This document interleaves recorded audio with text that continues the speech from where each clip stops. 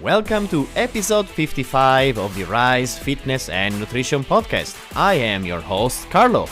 Today we're talking about something a little bit delicate, which is the comparison between being driven and being obsessed. And also, there's a little bit more about me. I hope you find this useful or interesting for your own journey. Happy listening!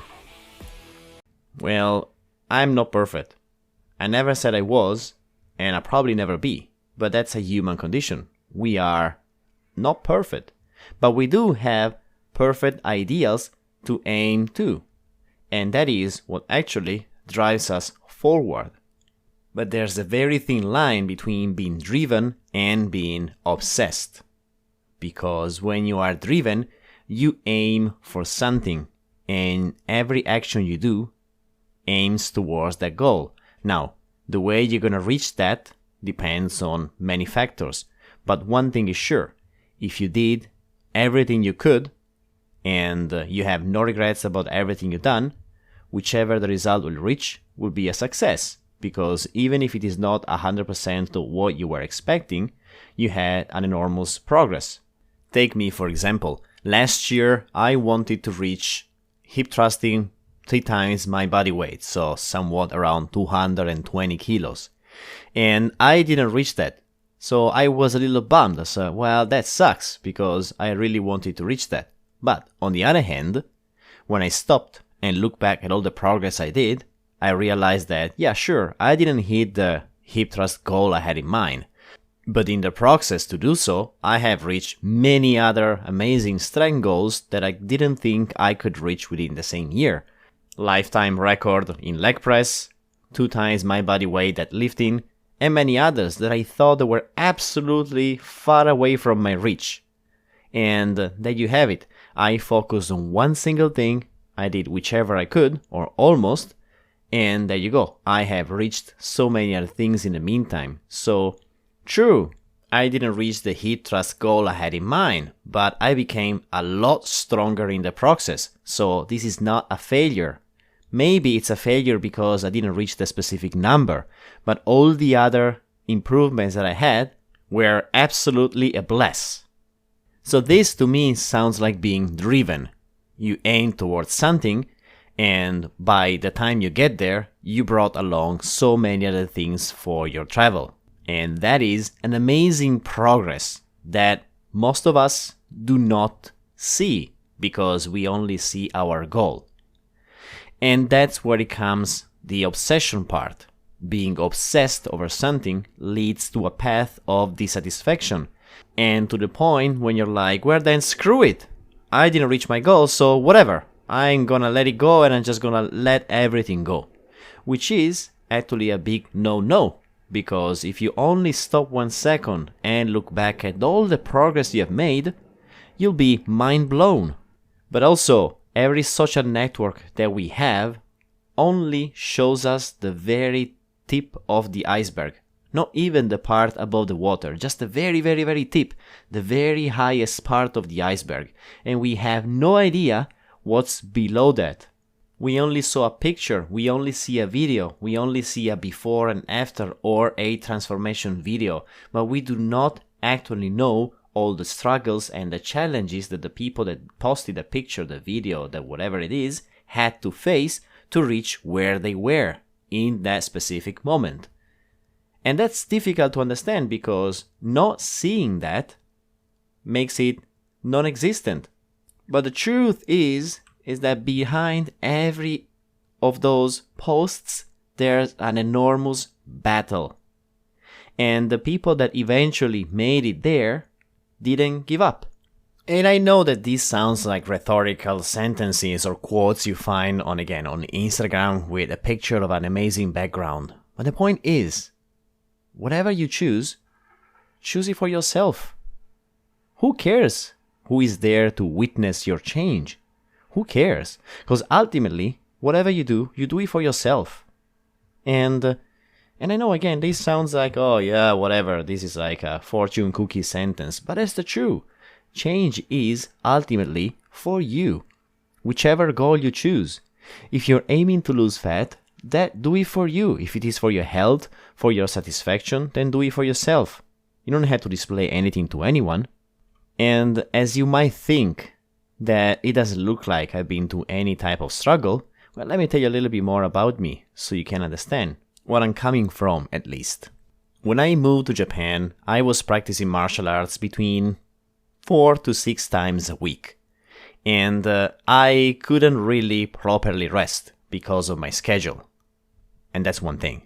On top of that, I was thinking that sooner or later I would have to be competing in a tournament.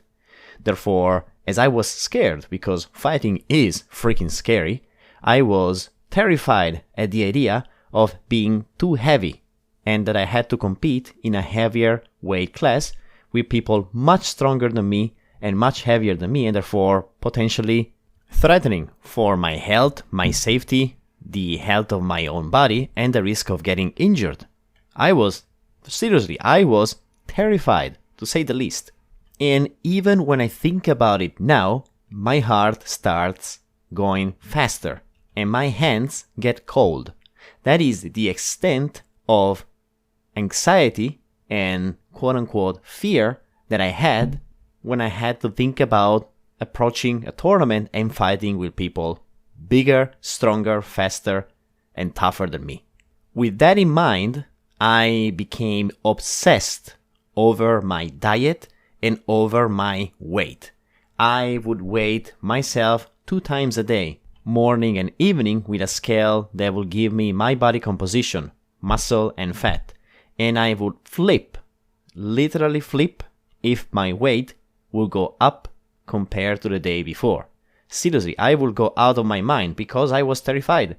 I was thinking, if I cannot stay under this amount of weight, I cannot compete, because if I do, they're gonna put me in a high weight class and I'm going to be destroyed. So I became obsessed with that. I became obsessed on controlling what I had. I became terrified of eating carbohydrates because, oh my god, carbohydrates are gonna make me fat. And I was on a very strict diet, very full in restrictions, and on top of that, I was not resting properly. So that's a terrible cocktail for destruction. And guess what? In the long term, I got injuries, because if you don't eat properly, if you don't rest enough, and you stress your body with rigorous training and excessive amount of training, basically, you stretch your energy so much and you stretch your body so much that you cannot cope with that.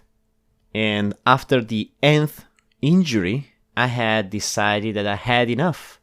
But this thing went on for a long time. And I still have an Excel file where I would record daily all the statistics, my body weight, my body fat mass, the composition of my arms, legs, and torso according to my scale. And that thing also had conditional formatting, so that if my weight went up, I had red flags and red cells colored, and if my weight went down, I had green positive colors. That is the extent of the obsession that I have. And I'm telling you this to show you that I am far from being perfect. I am not perfect at all. And sometimes I still struggle if I step on the scale and I see that my weight is not going according to the idea I have in mind. But I also understand, because that's what I try to help you understand as well, that this type of nonsense makes exactly no sense. Because our body doesn't change overnight. Our body takes time to change and takes consistency. And I am fully aware that I have been beating the drum of consistency non-stop since the beginning of this podcast. But the point with this is that your body changes according to the amount of effort you put for your body to change. And if you do very little, you can expect very little changes. But even if you do very little very consistently, you will have little changes very consistently that in a long term are amazing changes. See what I want to say here? That it doesn't make any sense to obsess if today your body weight is higher than yesterday. Because in the long term, everything has a trend. So what you want to work on is understanding the long-term trend. And I'm really sorry because I repeat this over and over, but that's the reality. There's no need to panic approaching a scale as long as you are aware that there are a million reasons for your body weight to fluctuate daily. What I think it's important to focus on is to record your weight daily, because then you can see a trend. And that's also the thing that I couldn't understand back in the days, because I would go crazy for fluctuations that were absolutely irrelevant in the long term. And that's the part of information that I wish I had back then, because I would have acted so much differently. And I know, like, in retrospective, it's always easy to say, oh, I could have done that differently. It's true. So I cannot know certainly that I would have acted differently. But with the things I have learned, with the things that I'm studying, with the things that I'm practicing, I think that it would have been different. So why I'm saying this to you is because I hope that you can learn from my obsession and turn it into something useful for you, so that you can understand your direction, so that you can find the right path for you to walk on. If you're aiming to start fat loss journey, there are a few elements that you want to keep in mind. And using the scale as a number, just as a data, is the way to look at that. The number on the scale will never ever be a form of judgment of who you are and what you do. But it is a way to understanding if you are going the right direction. Because if you're not, you can always do some changes and try to get back on track. Because this is not a race. This is a long-term / lifestyle solution. So find something that works for you sustainably, that you can do almost effortlessly in the long term. Because that is the one and only way to succeed without going insane. And that's it for today's podcast. I know this is a delicate and hard topic to understand, so please, if you have any question, reach me on my Instagram channel at thecarl.fit or on my website risefitnessnutrition.com. If you like this podcast, please share it with your family and friends. Happy rest of the week!